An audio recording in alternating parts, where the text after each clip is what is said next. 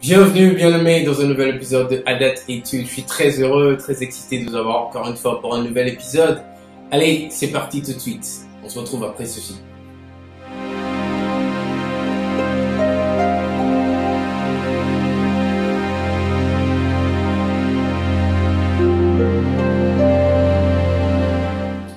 Alors, bienvenue dans un nouvel épisode de Adat Études, je suis très heureux d'être avec vous. Mon nom est Jean-Pierre Adjudi et nous sommes très heureux de vous retrouver encore une fois pour un nouvel épisode en ce jour de lundi après-midi qui est notre rendez-vous hebdomadaire pour de nouveaux épisodes de notre étude biblique que nous appelons Adat Études. Comme je le disais, vous pouvez m'appeler Jean-Pierre Adjudi, je prends plaisir à faire ceci, à partager la parole du Seigneur avec vous.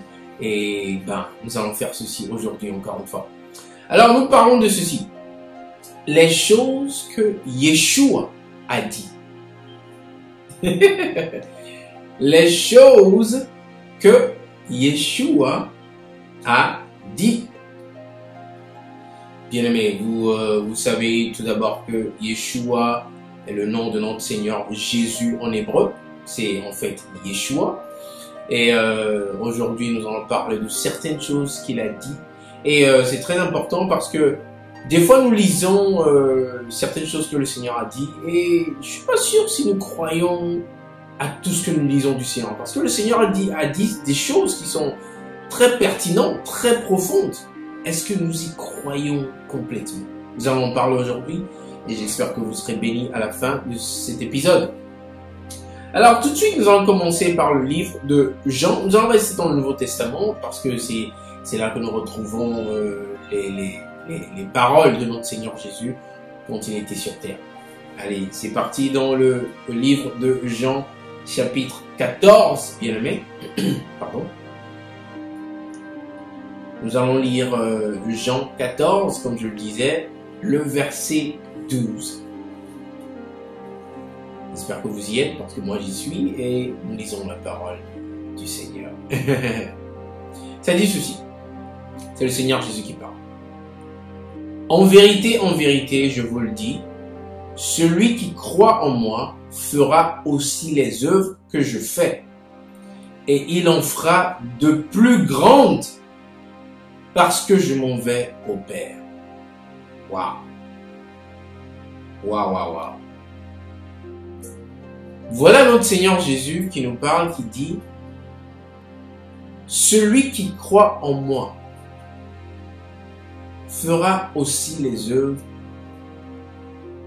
que je fais. » Bien aimé, avant d'aller plus loin, il faille qu'on connaisse, qu'on sache les œuvres du Seigneur. Il a fait des œuvres, hein? En juste 3 ans et demi, je crois, de ministère, il a fait des œuvres. Tellement des œuvres.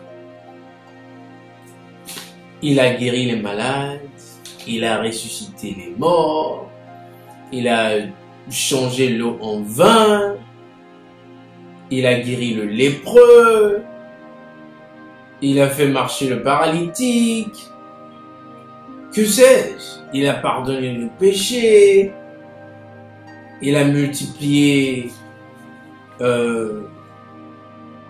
du pain et du poisson pour servir toute une multitude. C'est-à-dire qu'il a tellement fait.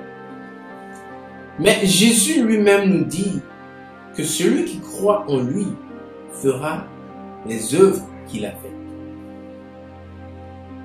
Bien aimé, est-ce que Jésus parle en sens figuré ici?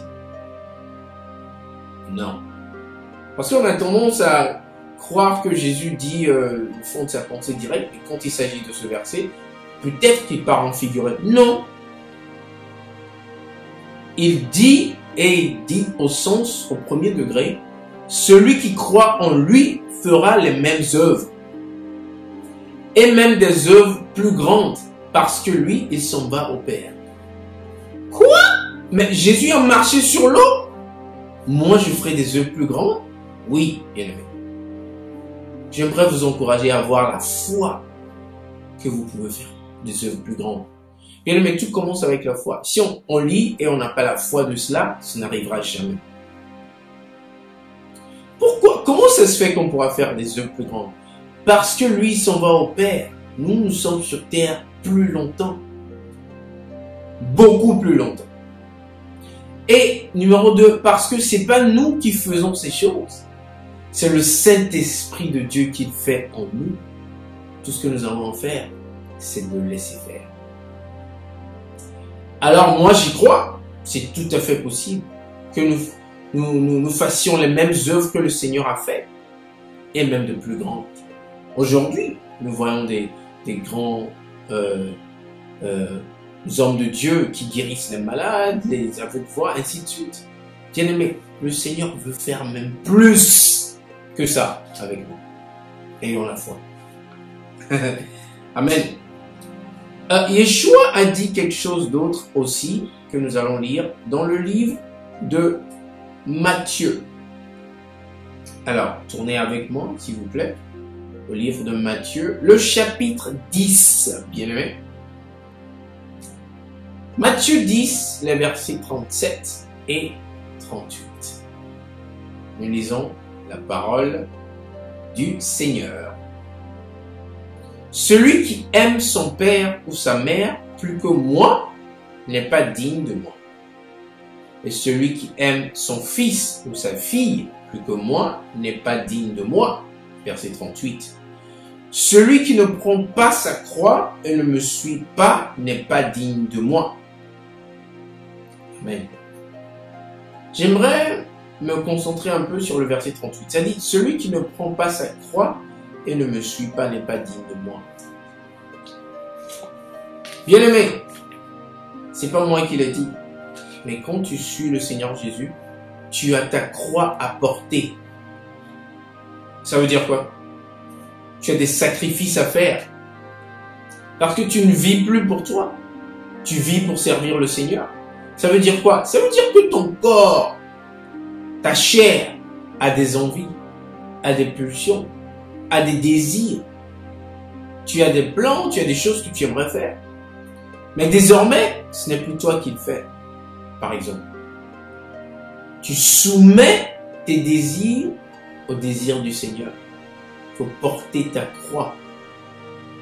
Tu obéis au Seigneur et tu fais ce que le Seigneur te dit. Ça, c'est porter sa croix. Ce que la Bible interdit de faire, tu peux plus le faire. Ce que la Bible commande de faire, tu dois le faire. C'est ça. Tu portes ta croix parce que tu n'es plus dans le monde. Tu as été délivré du monde. Amen. Donc, en tant que chrétien, en tant qu'enfant de Dieu, on ne peut pas faire ce qu'on veut. C'est impossible. Jésus l'a dit, pas moi. Alors, ça sera tout pour nous aujourd'hui, bien-aimés. J'aimerais vous remercier infiniment d'avoir suivi. Mais il y a plein d'autres choses que le Seigneur Jésus a dit. Mais j'aimerais m'arrêter là, parce que compte tenu du temps. Et j'espère que cette parole que nous avons étudiée aujourd'hui vous a béni. J'aimerais que vous repartiez pour lire la parole du Seigneur et pour plonger un peu plus dans ce qu'on a lu. Relisez, encore une fois, et permettez à cette parole de vous pénétrer et laissez le Seigneur vous toucher. Amen. Mon nom est Jean-Pierre Adudi. Merci encore une fois de votre attention. Je vous souhaite une excellente fin d'après-midi, une excellente semaine et on se voit la semaine prochaine le lundi. Même page, même heure, bien aimé. Merci beaucoup. Shalom.